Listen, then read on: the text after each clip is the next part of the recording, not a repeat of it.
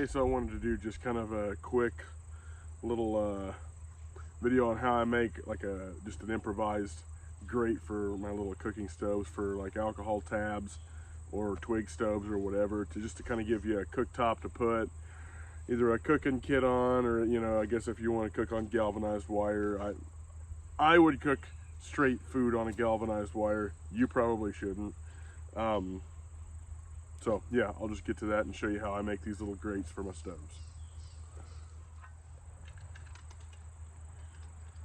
So in general, I would just take the stove and open it up, and I'm gonna just rough out generally the size of the stove, but I want a little extra so that I can bend the edges and make it a little bit more rigid.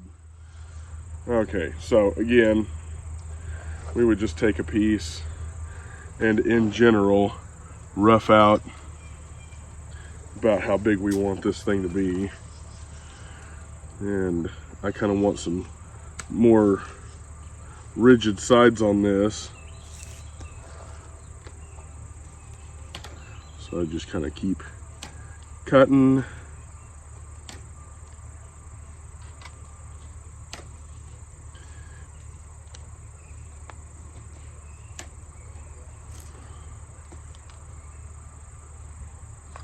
Let me move that.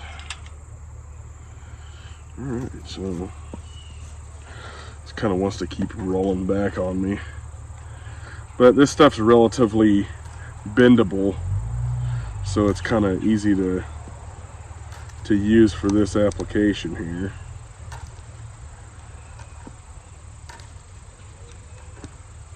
This is just your general garden variety rabbit hutch fencing you can get at Orscheln or maybe Home Depot or Lowe's or any of that. Any kind of farm supply store, Atwoods, that type of thing.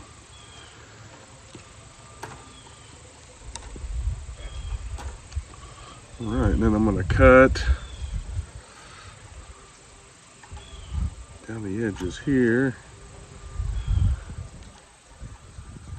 But I mean, I guess if you want to spend money on the Bushcraft grills on Amazon, and I'm not saying I'm not going to, because I probably will. This is just kind of my mentality. If I don't have something, I'll make an improvised version until I can get money to buy a better quality version, because obviously those stainless ones are going to be better.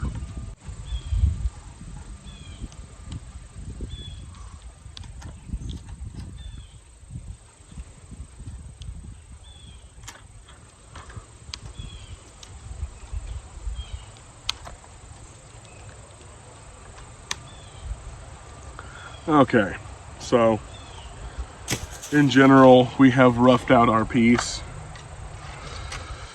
and I will want to fold this in a little bit.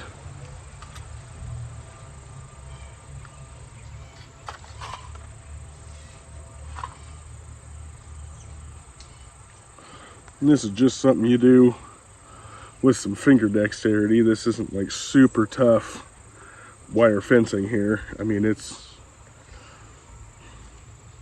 reasonably tough, but it's not crazy hard to bend or anything like that.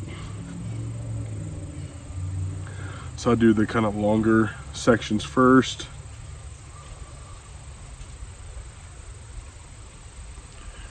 And I try to just bend one row of squares in at a time on this.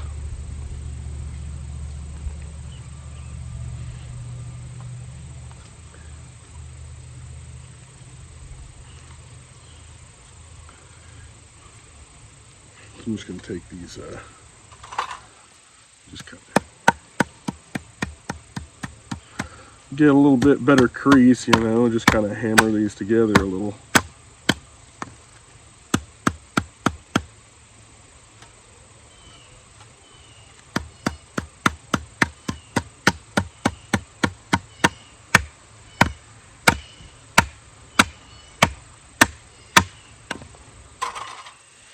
All right. And then on this, I think I'm going to move these in because it's a little extra long, so I'm going to go 2 in at a time on this first bend in, just for the heck of it.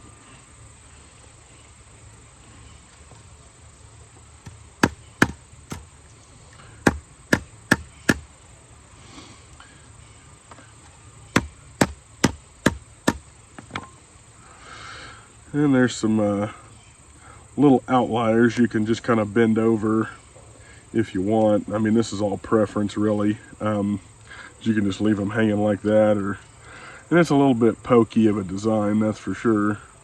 You can definitely get poked on this unless you clip all the ends off or that type of thing. So,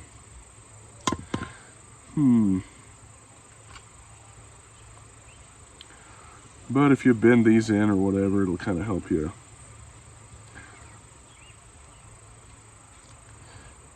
keep it together.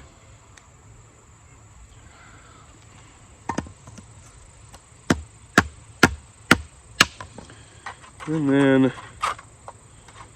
you've kind of got a reasonable little cooktop here. You can set your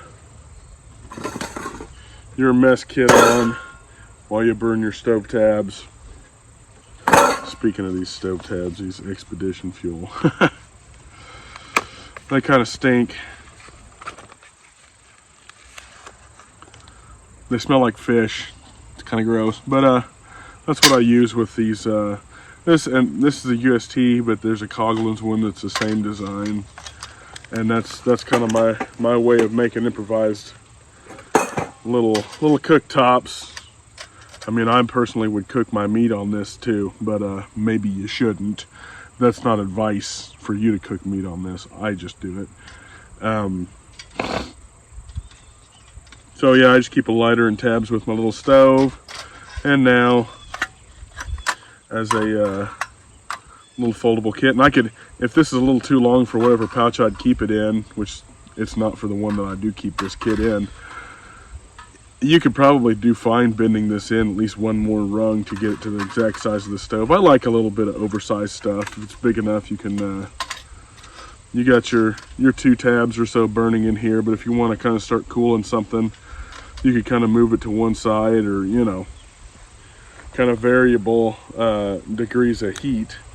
So, yep, that's just a little quick tip on how to do those little grates for your stoves.